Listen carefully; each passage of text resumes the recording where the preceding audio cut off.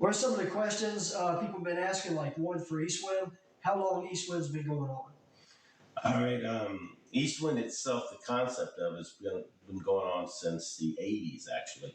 I was in the service overseas. I spent a lot of time in Europe, fell in love with the castles, started fighting with their lifesteal knights, and became a Germanic knight for a while there. And had a great time. When I came back to the States, I just really, really wanted to bring a piece of the old world. So my goal was to build a little castle, and that's where the word Eastwind came together. And that's where it all came back. It was from my military time out where in Europe. Right there in that camera. Oh my gosh, I love this little guy. Yeah, Sony. He calls it little. That's beautiful. Well, it's definitely love of my life right now because it's my main tool for getting my dreams taken care of. This is a Sony FX6. What I like about it is it's bigger. It's the year before this was this gigantic camera, about twice the size, and technology, whoosh, down it gets. And it was the first time that level of movie making was brought down to a viable time. I mean, $20-some thousand for somebody who had a lot of money is $20,000. Somebody scratching from the bottom with military retirement pay, that was a lot. So when this came out, they brought down the camera really small, comparatively to what full movie cameras look like. And this guy here will. What is the first movie that you ever done? Oh, good. Well, the one that I will not. Winds of Betrayal. That started my very first film was Winds of Betrayal, and it was not supposed to be a movie. All it was I had a neat little camera for this time, and all I did was when I went visiting around with friends, I brought these medieval outfits, I threw it on, and we did skits. And then later on, they asked, 2 years later, "Hey, when are you going to finish the movie?" I'm like, "What movie?" And the one I was a part of, I said, "Oh, crap!" So I grabbed all the skits, put it together, and it was a little family movie, and that's what started this disease of wanting to make actual movies at a level that other people can enjoy beyond family. Family, they're more tolerant than your guy walking in the door. So I just wanted to be able to do that. I do have a degree in art and photography, a lot of past experiences. Yep. So I had photography studios, art studios, and stuff in the past. And when I moved down here to South Carolina, that's when I created Eastwind, about 25 acres. You can actually look it up, Eastwind Castle, and this lists itself in Trenton, South Carolina. Check it out. We are a medieval event site. So we have people, all different groups of people coming out there with their events that are medieval based, and they'll hold it. We have one coming this weekend called Orc Wars. We'll have, 300, 400 people all out there in the battlefield fighting it out. Now I built a village for two reasons. Actually, one. The other one just kind of bastard into the play. I built it for my friends and so on, but I built it so I could make movies. I was not rich. I couldn't rent these big fancy places, so I built my own medieval village. And then weird people like you and other who just love that atmosphere, they started coming out, and the events kind of came to play. And then I had to take my rest of my acreage and turn it into a campsite. So it's a real big place too. How big is Eastwind production? The whole where you film the movies and everything.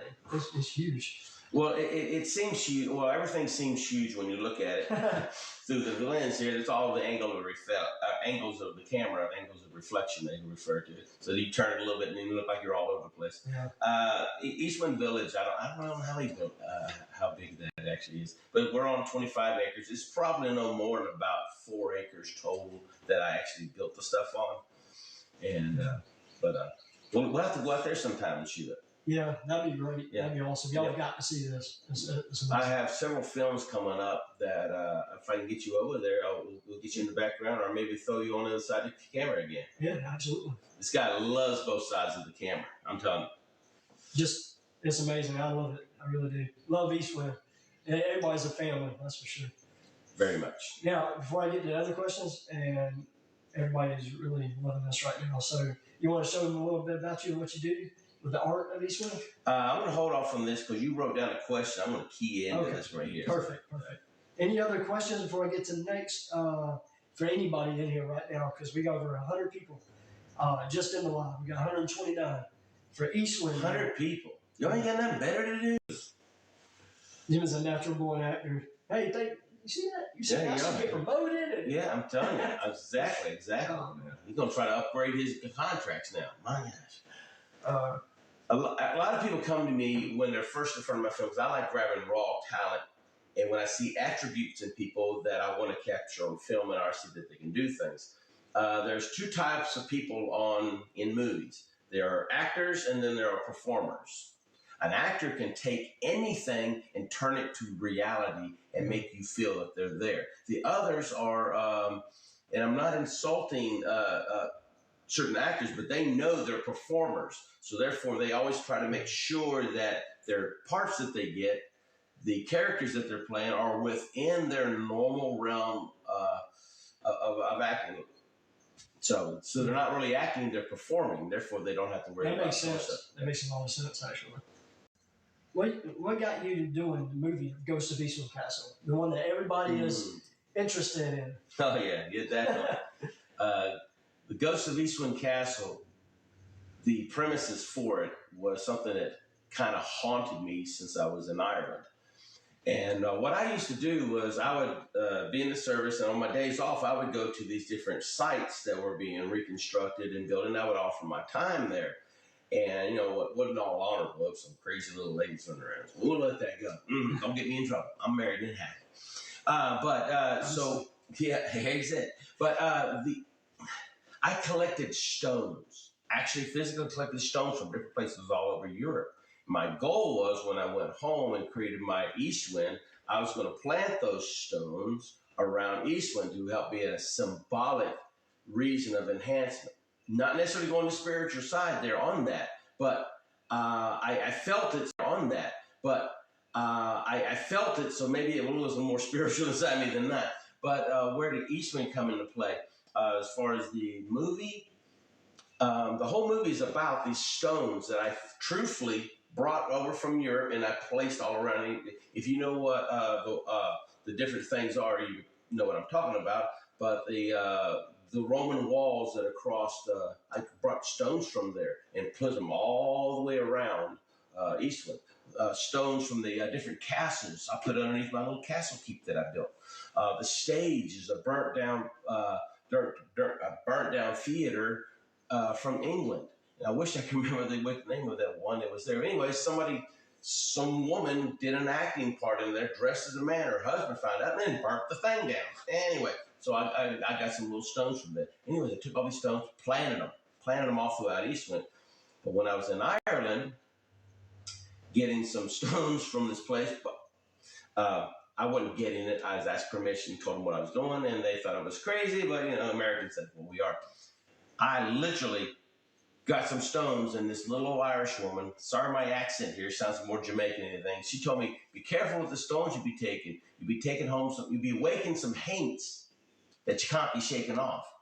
If you're old enough to know what a haint is, it's a ghost." So she was saying that if these stones don't be taken to the U.S., might just waken some ghosts. So that was the build of the entire movie. These ghosts are awakening inside of Eastwind, and they're disoriented, and they can't figure out what's going on, and they start battling it out because most ghosts are cursed because of things that they did. Not all of them. Some are victims. But the most part, if you see a ghost in the village, it's did something wrong.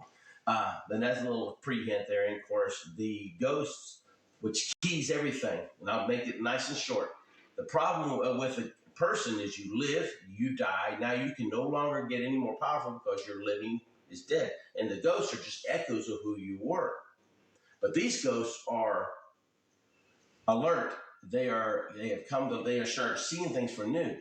Well, if you have somebody dead who can continually to grow, you have an immortal. The one thing problem about these man-made mortals, they seem to go bad, and that's what happens all throughout this movie here. Yeah, somebody said, "Hey, say nothing to play with. Like, I ain't nothing to mess with." Yeah, right. And I made a movie about it. So I should have, by my own movie, I should have let them stones be. Should listen to that little old Irish lady. But it makes a great movie. How do you come up with the movie ideas?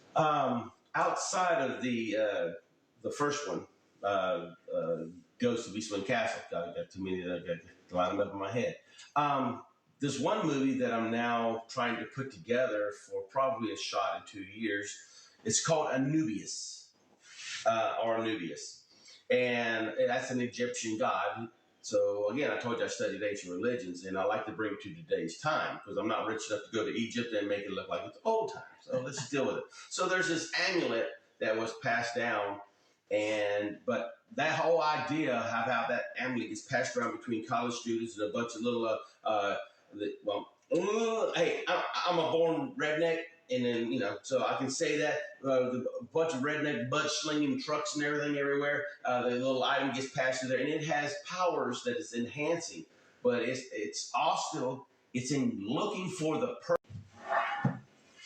a shield that I had to make. I don't know how it shows on there, but tell it down just a little bit.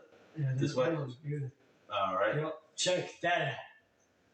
So at Eastwind, I just now built what we call the Great Hall. It's called the Great Hall of Shields, but it ain't got no shields in it yet. So we were building shields. And when I built this one here, it just while making it, in my mind, I'm making up this entire story. So the whole movie came from a simple piece of wood that I bought at Lowe's, and here you go. And that the simplest things, if you slow your life down enough, it has a chance to run off. And sometimes I come back to the middle and there's a movie or there's a song. Or I like writing. It's got way more graphic than what it looks like on the camera too, but they love it. They say it looks really nice, really good. Would he ever do comedy? Yeah. Some people list some of my movies as comedies, even when I kind of don't intend it to be that way.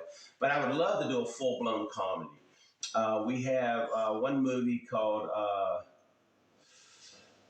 oh Lord, I didn't change the name again. So I won't say that one yet because there's a company trying to lay their hands on it. But it's so long as their hands are in the middle. That's the one thing that's kind of hard about giving out information for movies that have not been released yet.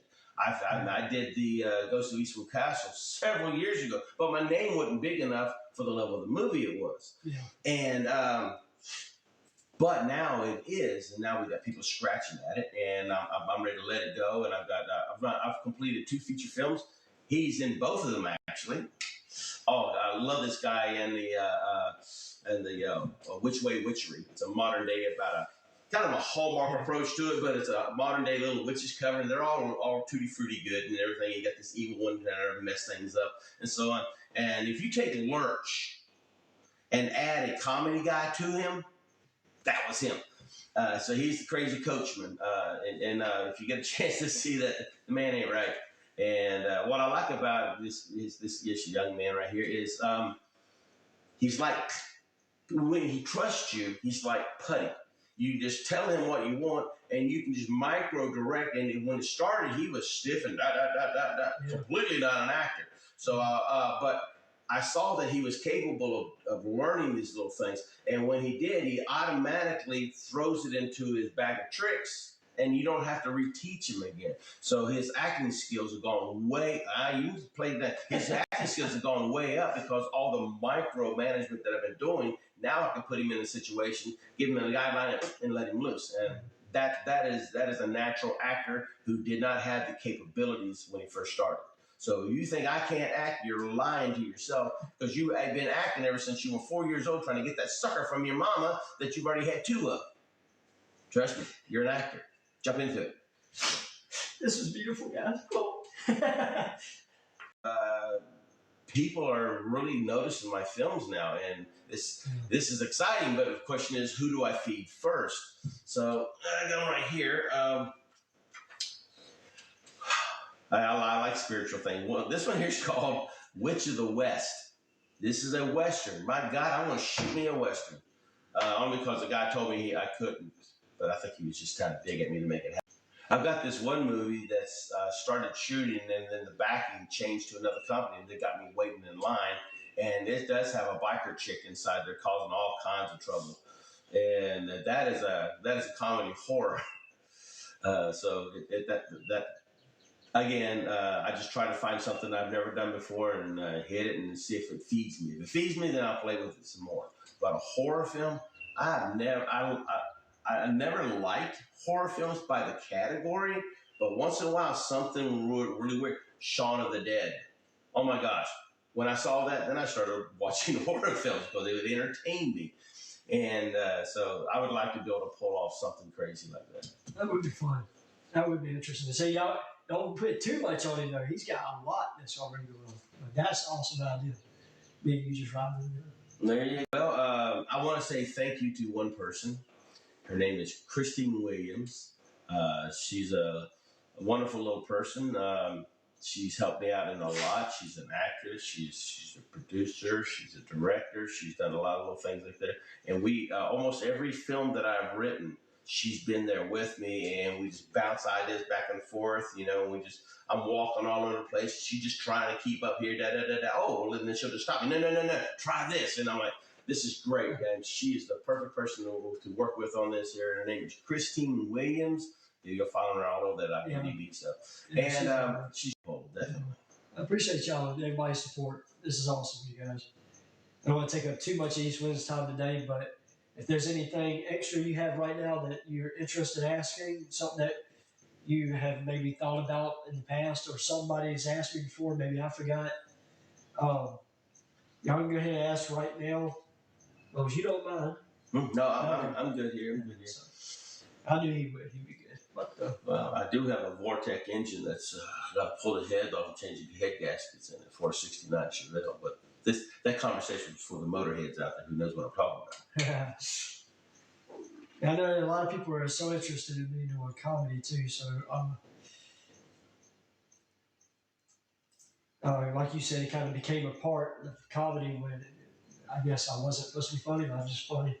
Well, sometimes the best comedy comes from a very serious drive. Asked this yet, but are you interested in even bringing it to TikTok? Or, like some of the things we do for Eastwind, like having your own TikTok for Eastwind, like how I got my account, account for Eastwind.